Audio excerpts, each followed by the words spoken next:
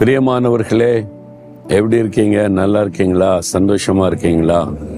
சரி, அதெல்லாம் இருக்கட்டும். பின்னால் ஒரு பெரிய கொடி கம்பம் தெரியுதா, என்னது அப்படின்னு பார்க்குறீங்களா? இது வளைகுடா நாடுகளில் ஓமன் தேசம். இந்த ஒமான் தேசத்தினுடைய அந்த பட்டணம் மஸ்கட் என்கிற பெரிய பட்டணம்.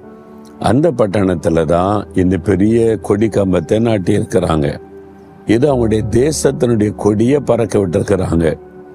வளைகுடா நாடுகளிலேயே பல தேசம் இருக்குதுல்ல, அதுலேயே இதுதான் உயரமான கொடி கம்பன்னு சொல்லப்படுகிறாரு. இதை அவங்க நாட்டின் பெருமையா நினைக்கிறாங்க. ஒவ்வொரு நாட்டுக்கு ஒரு கொடி இருக்குதுல்ல, அந்த கொடி அதுக்கு ரொம்ப மரியாதை செலுத்தணும். அவங்கவுங்க நாட்டுக்குள்ள கொடியை அவங்கவுங்க மரியாதை செலுத்துவாங்க. அது நாட்டுக்கே கொடுக்கிற மரியாதை மாதிரி. அதே சமயத்துல ஆண்டவர் நமக்காக கொடியேற்றுவாராம். சத்துரு வெள்ளம் போல வரும்போது ஆவியானவர் குரருமா கொடியேற்றுவாராம். என்ன கொடியேற்றுவார்? இவங்க ஏன் பிள்ளைங்க, தொடாத, பக்கத்துல வராத பிசாசே அப்படின்னு கர்த்தர் கொடியேற்றி நம்மை பாதுகாப்பார். யுத்தத்துல போகும்போது பாருங்க, அந்த காலத்துல கொடியை கொண்டு போய் நாட்டுவாங்க. விளையாட்டுல பாருங்க, ஒலிம்பிக்லாம் நடந்தா அந்தந்த தேச கொடியை பெருமையா சுமந்து கொண்டு போவாங்க. அவங்க வெற்றி பெற்ற உடனே அந்த கொடி அவங்களுக்கு போர்த்தப்படும். அந்த கொடியை காமிச்சுதான் அவங்க பெருமையா சந்தோஷப்படுவாங்க. அதே மாதிரி நம்ம மேல ஆண்டவர் தன்னுடைய கொடியை போற்றி நம்மை பாதுகாக்கிறார், சந்தோஷப்படுகிறார். இவ்வளவு அற்புதமான ஆண்டவர் பார்த்தீங்களா? இப்ப ஆண்டவர் எனக்கு என்ன வார்த்தை வச்சிருக்கிறார் நினைக்கிறீங்களா?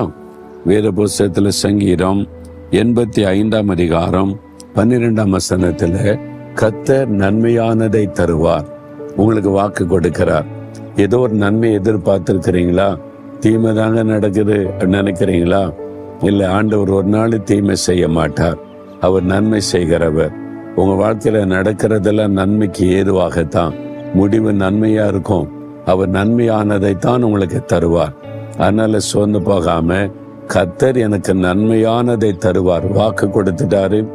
வேலையா இருந்தாலும் சரி, திருமண காரியமா இருந்தாலும் சரி, பிசினஸா இருந்தாலும் சரி, ஒரு பொருளா இருந்தாலும் சரி, ஒரு வீடாக இருந்தாலும் சரி, ஒரு ஊழிய காரியமா இருந்தாலும் சரி, என்னன்னாலும் கர்த்தர் நன்மையானதுதான் எனக்கு தருவார். எனக்கு வாக்கு கொடுத்திருக்கிறார். அவர் நல்லவர், எனக்கு நன்மை செய்கிறவர்.